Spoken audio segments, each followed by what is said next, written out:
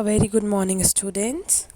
So, today we are going to study the part 6th of chapter number 9. This is the last part, but not the least of this chapter. So, the topic name is on page number 90. The topic name is living organisms and excretion. Living organisms के हम features characteristics के बारे में पढ़ रहे थे कि कैसे हम डिफ़ाइन कर सकते हैं कि वो लिविंग थिंग है या लिविंग बीइंग है। लिविंग मतलब कि उसमें लाइफ है, तो उसका मोस्ट इम्पॉर्टेंट पार्ट मतलब उसका अब जो एक कैरेक्टरिस्टिक आता है जो कि इम्पॉर्टेंट है of course, that is excretion. Now we will study. All living things take food. जो सारे लिविंग थिंग्स होते हैं वो फूड लेते हैं, वो फूड मतलब खाते हैं। Not all the food that is eaten is really used, only a part of it is utilised by the body. जितना हम खाते हैं वो पूरा बॉडी के द्वारा यूज़ नहीं किया जाता, और उसका कुछ पार्ट ही यूज़ किया जाता है, और मतलब कुछ पार्ट ही यूटिलाइज़ किया जाता है। What happens to the rest, और जो बाकी है उसको क्या होता है, मतलब बाकी का जो फूड हम खाते हैं उसका क्या होता है।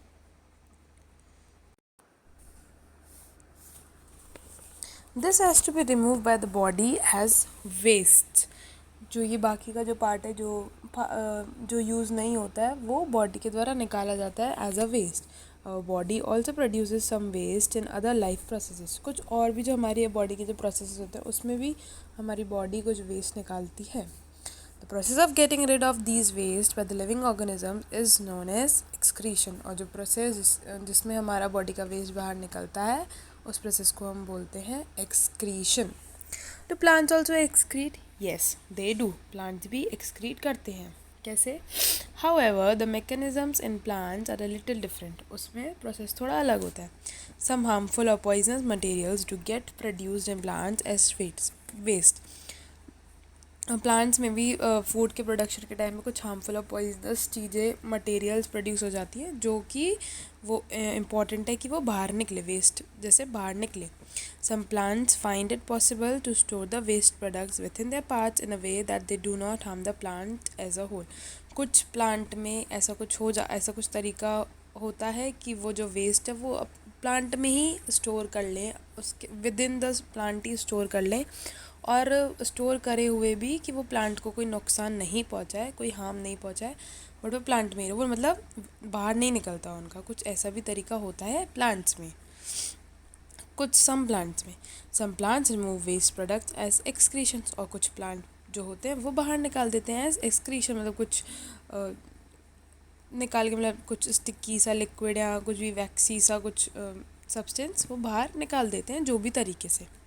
Excretion is another characteristic common to all living things. Excretion एक another important characteristic है सारे living things का। Now comes here, do all living things reproduce their own kind? क्या सारे living things अपने जैसा ही जो बेबी है वो प्रोड्यूस करते हैं, अपने जैसा ही ओन काइंड का ही रिप्रोड्यूस करते हैं क्या? Have you ever seen nest of some birds like pigeon? Pigeon का आपने नेस्ट देखा है कभी? Many birds lay their eggs in the nest. बहुत सारी जो बर्ड्स हैं वो एग मतलब देती हैं अपने नेस्ट में, अपने घोंसले में। सम ऑफ द एग्स में hatch and young birds come out of these. कुछ एग्स जो हैच हो जाते हैं और उसमें से छोटी छोटी यंग बर्ड्स निकलती हैं। फिगर 9.13। अब जैसे आप इसमें देख सकते हो कि birds lay eggs which after hatching produce young ones. Animals reproduce their own kind. Animals भी अपने जैसा ही ओन काइंड रिप्रोड्यूस करते हैं, मतलब अपने जैसा ही। The mode of reproduction may be different in different animals. अलग अलग एनिमल्स में जो मोड ऑफ रिप्रोडक्शन होगा वो अलग अलग होगा, अलग अलग हो सकता है। Some animals reproduce their young ones through eggs. Some animals give birth to the young ones. कुछ एनिमल्स एग्स ले करते हैं, कुछ एनिमल्स खुद की बॉडी में से रिप्रोड्यूस करते हैं। फिगर 9.1 जैसे आप देख सकते हो उसमें कि ये लोग एग्स नहीं देते हैं, जैसे डॉग, कैट और ये काऊ, ये लोग एग नहीं देते हैं, ये लोग रिप्रोड्यूस करते हैं, अपनी बॉडी में से ही रिप्रोड्यूस करते हैं। Plants also reproduce like plants भी रिप्रोड्यूस करते हैं like animals. Plants also differ in the mode of reproduction. और प्लांट एनिमल्स की जैसे प्लांट्स अलग अलग प्लांट्स का भी अलग अलग रिप्रोडक्शन होता है। Many plants reproduce through seeds, जो बहुत सारे प्लांट्स हैं वो सीड्स के थ्रू रिप्रोड्यूस करते हैं। Plants produce seeds which can germinate and grow into a new plant. Plants ऐसे सीड्स प्रोड्यूस करते हैं जो कि जर्मिनेट हो पाए, जो अच्छे से उग पाए और एक अच्छा सा न्यू प्लांट उसमें से ग्रो हो पाए।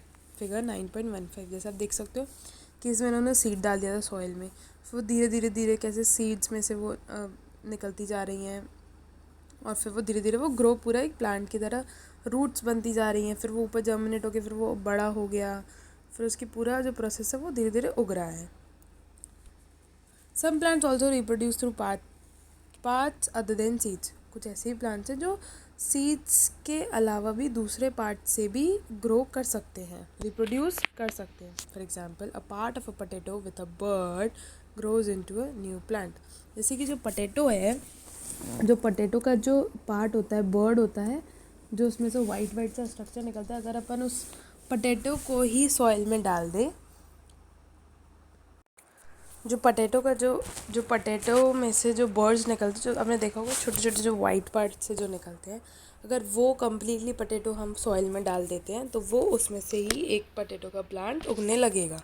Figure 9.6 a new plant grows from a bud of potato.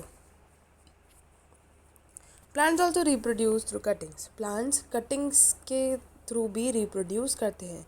Would you like to grow a plant in this way yourself? क्या आप इस कटिंग वाले मेथड से आप ट्राई करना चाहोगे कि कैसे प्लांट ग्रो करता है? Now here comes a activity 5। Take a cutting from a rose और अ मेहंदी प्लांट। रोज़ की एक कटिंग ले लो, रोज़ प्लांट ले लो, मतलब उसकी एक कटिंग ले लो। Fix it in the soil and water it regularly. उसको पानी में, उसको सॉइल में फिक्स कर दो, सॉइल में अच्छे से डाल दो और उसको रेगुलरली पानी दो। What do you observe after few days? क्या ऑब्जर्व किया आपने थोड़े दिनों बाद? It may not be easy to grow plants from cutting. ये ईजी नहीं है कटिंग्स में से प्लांट्स ग्रो करना, क्योंकि बहुत केयर वगैरह बहुत करनी पड़ती है। Do not be disappointed if a cuttings does not grow. ऐसा डिसअपॉइंट नहीं होना कि अगर आपकी कटिंग्स में से ग्रो नहीं होता है प्लांट तो। Talk to a gardener if possible on the care to be given to cuttings to make them grow into plants. आपके यहाँ पे अगर कोई माली वगैरह हो तो उससे बात करो। ऐसा हो सकता है कि आपकी मिट्टी पुरानी हो या मिट्टी अच्छी वगैरह नहीं हो, आपने सही से डाला नहीं हो सकता है कि ये सब रीज़न्स हो, तो आप अपने माली से बात करो और उसको बताओ कि कैसा क्या है, तो वो आपकी हेल्प करेगा कटिंग से प्लांट ग्रो करने में। ये तो आप घर पे ट्राई कर सकते हो if you want. Now living things reproduce more of their own kind through reproduction. जो लिविंग थिंग्स हैं वो कैसे अपने ओन काइंड को अपने जैसा ही कैसा रिप्रोड्यूस करते हैं? Through reproduction. It takes place in many different ways for different organisms. और हर मतलब डिफरेंट ऑर्गेनिजम्स का जो ये तरीका होता है वो बहुत डिफरेंट होता है। Do all living things move? क्या सारी लिविंग थिंग्स मूव करती हैं? In chapter 8 we discuss the various ways in which animals move. हमने चैप्टर 8 में डिस्कस किया था कि कितने डिफरेंट तरीक़ों से एनिमल्स मूव करते हैं। They move from one place to another and also show other body movements. What about plants? Do they also move? Plants का क्या? प्लांट्स भी मूव करते हैं क्या? Plants are generally anchored in soil so they do not move from one place to another. Plants तो एक ही जगह soil में ही होते हैं, बिल्कुल सॉइल में ही गड़े हुए रहते हैं, तो वो मूव नहीं करते हैं। However, various substances like water, minerals and the food synthesized by them move from one part of the plant to other. पर जो प्लांट के जो ये अंदर जो मटेरियल्स होते हैं जैसे सॉइल, वाटर, न्यूट्रिएंट्स और जो फूड वो सिंथेसाइज मतलब जो फूड जो वो बनाते हैं वो एक प्लांट के एक पार्ट से लेके दूसरे पार्ट तक मूव करता रहता है। Have you notice any other kind of movement in plant? क्या आपने कोई और तरह का मूवमेंट भी प्लांट में देखा है क्या? ओपनिंग और क्लोजिंग ऑफ फ्लावर्स, कि फ्लावर्स खुल और बंद हो रहे हों। Do you recall how some plants show movement in response to certain stimuli? जैसे हमने अभी पिछले कल के पार्ट में ही पढ़ा था कि जो टच मी नॉट जो प्लांट है उसको आप टच करोगे तो उसकी लीव्स कैसे बंद हो जाती हैं, एंक्लोज हो जाती हैं, बिल्कुल ऐसे बंद सी हो जाती हैं। तो कैसे वो मूवमेंट शो करते हैं. We also have some non living things moving. Of course कुछ नॉन लिविंग थिंग्स हैं जो कि मूव करते हैं, जैसे कार, बस, ट्रेन वगैरह. A bus, a car, a small piece of paper, cloud and so on. ये सारी नॉन लिविंग थिंग्स हैं, बट ये भी मूव करती हैं. Is there something different in these movements from the movements of living beings? क्या इसमें कुछ इनके मूवमेंट में और जो हमारा जो मूवमेंट है, लिविंग बींग्स का जो मूवमेंट है, उसमें कुछ डिफरेंस है? There is such a variety of living organisms, but all of them show some common characteristics. बहुत लिविंग ऑर्गेनिजम्स में भी बहुत तरह की वैरायटी है, बट उसमें कुछ ना कुछ कैरेक्टरिस्टिक्स हैं जो कॉमन होते हैं, एज वी हैव डिस्कस, जो हमने डिस्कस किए.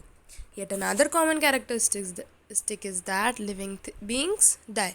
और एक अनदर मोस्ट इम्पॉर्टेंट कैरेक्टरिस्टिक है कि लिविंग थिंग्स मरते भी हैं, एक सर्टेन पीरियड ऑफ टाइम के बाद वो मरते भी हैं.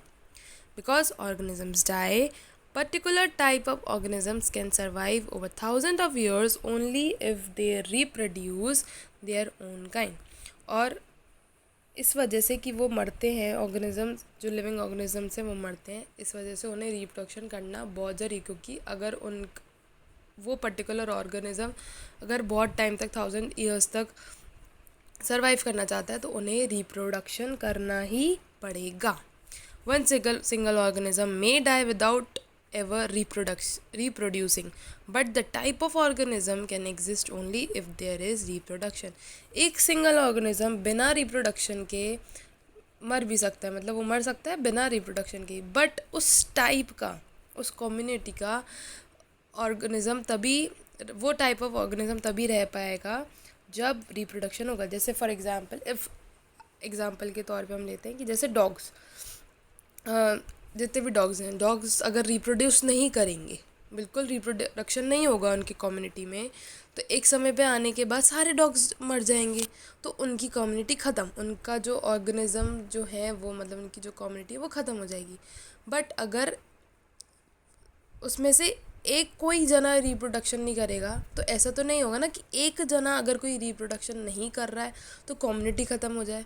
सो देयर इज़ अ डिफरेंस कि अगर एक जना रिप्रोडक्शन नहीं करेगा तो कम्युनिटी ख़त्म नहीं होगी, टाइप ऑफ जो उनका जो टाइप है वो ख़त्म नहीं होगा. बट इफ़ सब अगर रिप्रोडक्शन नहीं करेंगे तो वो पूरी जो कम्युनिटी है डॉग्स की वो पूरी ख़त्म हो जाएगी. So reproduction is necessary. Now we see that all living things seem to have some common characteristics. हमने देखा कि सब में कुछ ना कुछ कॉमन कैरेक्टरिस्टिक है. They all need food, respire, respond to stimuli, reproduce, show movement, grow and die. हमने देखा कि सारी जो लिविंग थिंग्स हैं वो उसमें कॉमन कैरेक्टरिस्टिक्स हैं, जैसे कि उनको फूड चाहिए रहता है, वो रिस्पायर करते हैं, वो स्टिमुले पर रिस्पॉन्स करते हैं, रिप्रोड्यूस करते हैं, मूवमेंट दिखाते हैं, ग्रो करते हैं और वो मर जाते हैं. Do we find some non living things that also show some of this characteristics? क्या कुछ नॉन लिविंग थिंग्स हैं जो कि ये कैरेक्टरिस्टिक्स दिखाती हैं? Cars, bicycle, clocks and the water in the river move. ये सब तो मूव करते हैं. The moon moves in the sky, a cloud grows in size right in front of our eyes. Can such things be called living? क्या ये सब भी तो मूवमेंट दिखा रहे हैं? क्लाउड ग्रो कर रहा है और जो इसका वो क्लाउड जो है वो ग्रो कर रहा है साइज़ में और वो मूव भी करता है, और जो मून है वो भी बड़ा होता जाता है साइज़ में, तो ये सब भी तो मूव कर रहे हैं. क्या इनको हम लिविंग बोल सकते हैं क्या? We ask ourselves, do these objects show all the other characteristics of living thing? But इसके अलावा क्या जो सारे कैरेक्टरिस्टिक्स हैं, क्या वो जो लिविंग थिंग्स के जो कैरेक्टरिस्टिक्स हैं क्या वो ये दिखाते हैं क्या? In general something that is living में have all the characteristics that we have discussed. अगर कुछ चीज़ लिविंग है तो उसके पास सारे कैरेक्टरिस्टिक्स होने चाहिए जो कि हमने अभी डिस्कस किए, तभी वो लिविंग कहलाएगी. while non-living things may not show all the characteristics at the same time. और जो नॉन लिविंग थिंग्स हैं वो सारे कैरेक्टरिस्टिक्स नहीं शो करेगी, सो वो तभी लिविंग नहीं है. लिविंग थिंग को सारे कैरेक्टरिस्टिक्स जो हमने डिस्कस किए वो उसमें होने चाहिए, तभी it is to be known as living thing. Is this always true? क्या ये हमेशा सही रहता है क्या? Do we always find that living things definitely show all the characteristics of the living that we have discussed?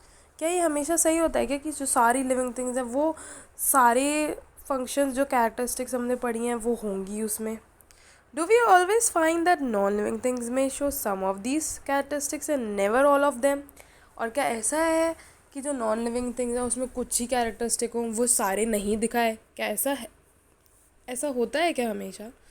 To understand this a little better, let us look at a specific example. हम एक example लेंगे. Consider any seed, कोई भी एक seed लो. इधर इन्होंने लिया है मूंग. Is it living? क्या ये लिविंग है? अब अभी तो हम बोलेंगे कि नहीं, no. It can stay in a shop for months and not show any growth or some of the other characteristics of life. ये शॉप में दुकानदार रखते हैं ना मूंग दाल, जो होती है मूंग रखते हैं अपने पास, तो ये मूवमेंट तो नहीं दिखाती और महीनों तक रखी रहती है वहाँ पे तो, और कोई भी अदर कैरेक्टरिस्टिक नहीं दिखाती है लिविंग होने का, लाइफ का मतलब. However, we bring the same seed and plant it in soil, water it and turns into a whole plant. और उसी सीड को जो महीनों तक रखा हुआ है, कुछ शोन कैरेक्टरिस्टिक नहीं है उसमें, उसी सीड को हम ले आएंगे, हम अच्छे से प्लांट करेंगे, पानी देंगे उसको रेगुलरली, तो वो एक पूरा प्लांट बन जाएगा. Did the seed need food? Did it excrete, grow or reproduce when it was in the shop for many months? क्या ये सब जो कैरेक्टरिस्टिक्स हैं कि वो उसने ग्रो किया था क्या जब वो शॉप में रखा हुआ था? क्या उसने रिप्रोड्यूस किया था या उसने एक्सक्रीट किया था क्या जब वो शॉप में था? We see that there can be cases when we cannot easily say that a thing has all the characteristics that we have discussed for it to be called living. तो यहाँ पे ऐसे बहुत सारे केसेस हैं जहाँ पे हम नहीं कह सकते कि कोई थिंग अगर वो सारे कैरेक्टरिस्टिक्स दिखा भी रही है जो हमने डिस्कस किए हैं तो भी वो लिविंग है. हम नहीं कह सकते, ये नहीं कहा जा सकता, मतलब बिल्कुल इजीली नहीं कह सकते कि या ना अगर ये दिखा भी रही है सारे कैरेक्टरिस्टिक्स तो ये लिविंग हो गई या ऐसे वैसे. बहुत अलग अलग डिफरेंट केसेस, जैसे अभी हमने मूंग का ही पढ़ा था. Now what then is life? अब इसको लिविंग नहीं बोलेंगे जो हमने कैरेक्टरिस्टिक्स पढ़े, कि अब आसान नहीं है मतलब किसी भी चीज़ को लिविंग बोलना. तो अब फिर क्या लाइफ है? अब फिर लाइफ को हम कैसे डिफाइन करें? Push your hand deep inside a sake of wheat, do you find it is warm inside? एक पूरे बोरी जो होती है ना, गेहूँ की जो बोरी, उसमें हाथ डाल के देखो अंदर, क्या वो गरम गरम आपको हीट लग रही है? There is some heat being produced inside the sack of wheat. वहाँ पे कुछ हीट आपको गरम गरम लगेगा. The seeds respire and in that process give out some heat. जो सीड्स, जो व्हीट है जो अंदर, जो सीड्स हैं उसके अंदर, वो रेस्पायर करते हैं और उस प्रोसेस में वो थोड़ी सी हीट बाहर निकालते हैं. We see that respiration is a process that takes place in seeds even when some of other life processes may not be very active. अब हमने देखा जो रेस्पिरेशन है, जो लिविंग थिंग्स का कैरेक्टरिस्टिक है, वो यहाँ पे सीड्स कर रहे हैं, सीड्स में ये वाला प्रोसेस हो रहा है, बट और कोई अदर प्रोसेस तो नहीं हो रहा है सीड्स में जो लिविंग थिंग्स का. So it may not be very easy to answer our question. तो हमारे पास इसका कोई जवाब नहीं है. ये ईजी नहीं है किसी चीज़ को बोलना कि लाइफ क्या है, व्हाट देन इज़ लाइफ, कि लाइफ क्या है, ये इसका आंसर देना ईजी नहीं है. However, looking at all the diversity of living beings around us, we can conclude that life is beautiful. But हम फिर भी कह सकते हैं कि जो हमारे चारों तरफ जो डाइवर्सिटी है, जो various types of plants, animals, other creatures हैं, को देखते हुए हम इतना बोल सकते हैं कि life is beautiful. So be grateful that you have a life. आपको हमेशा शुक्रगुजार रहना चाहिए कि आपके पास लाइफ है. You are alive, you are eating, you are moving and so many things that some people are not able to, or some creatures are not able to do. So be grateful always and be thankful that you have a life. So life is beautiful. So on this note we have ended our chapter. Chapter 9 ख़त्म हो चुका है हमारा पूरा with part 6.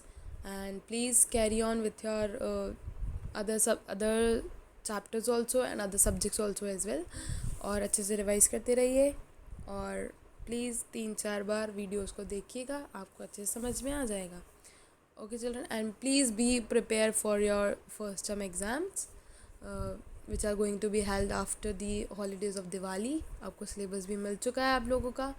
From science it is 5, 6, 7, 8, जो कि हम last to last week ही 2 हफ्ते पहले ही हम अपना सिलेबस ख़त्म कर चुके हैं।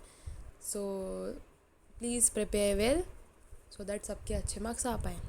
Okay, till that stay safe and stay home. Thank you.